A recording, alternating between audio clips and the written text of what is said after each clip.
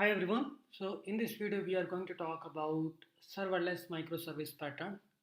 I mean in the recently since last 2 to 3 years this serverless is more popular either in terms of AWS or Azure or the GCP world.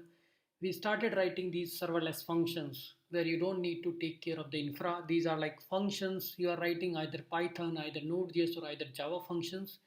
They are taking care of your execution. So with the help of all these functions you are just taking care of the code, the business logic which you are writing. Rest all like about managing the infrastructure, managing the dependency on other services are being taken care by these cloud vendors.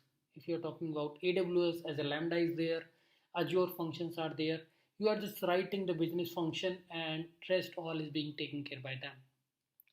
So when what all use case, where can we use these serverless functions or the serverless architecture?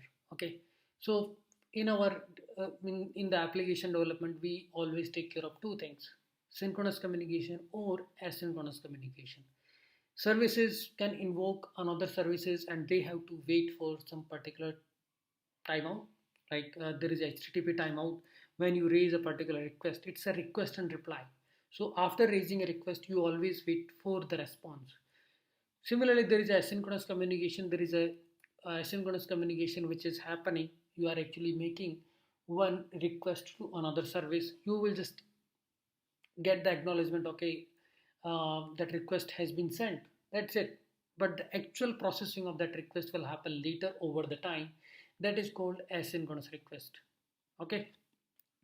Now, in terms of this serverless, if we talk in terms of AWS world, then we have these lambdas. Lambdas are nothing but functions can be written in any programming language. They are responsible for executing our business logic. Rest all, like uh, before lambda or before serverless, we used to write the code, deploy our application onto the EC2 instance, and EC2 instance we have to manage, right? Either AWS was managing it or we were just doing some alterations in the EC2 instance, scaling up, down, or whatever the strategy we are adopting, that we were able to do, right? But if we don't wanted to do it, we just want to focus on our business logic, what is being executed, then we can just write these functions. These are called Azure functions, AWS Lambda functions, and Google functions in the GCP platform. Okay, so what we are doing is we are writing functions. So it is serverless. We are not managing a particular infrastructure for uh, creating this kind of infra environment. We are not managing any EC2 instance. We are not taking care of anything. We can create everything without any server, like DynamoDB as a service, Lambda as a service. You are using on AWS console itself. You are just writing your code as a JavaScript function, Node.js function, and you might be interacting with the Dynamo, MySQL, or any other S3, SNS, SQS, all the other services through this. We are not talking about application deployment and all, because everything is internal. You create API gateway, deploy your Lambda on it, and then Lambda can do whatever you want. Okay, so here we actually do is after API gateway, we actually create a Lambda. Lambda can take care of the authentication, authorization for API gateway. You can configure the IAM policies if you are using uh, AWS one, because these things exist everywhere. Azure API gateway and then Azure functions. Similarly, AWS API gateway and AWS Lambda functions and DynamoDB.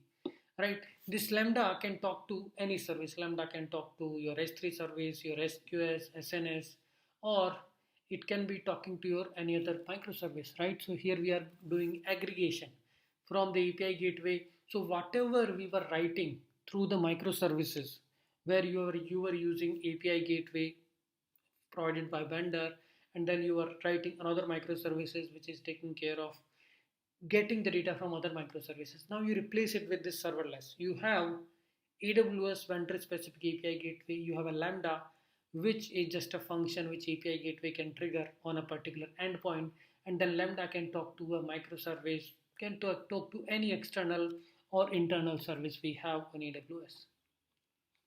Okay, so serverless is like now more popular.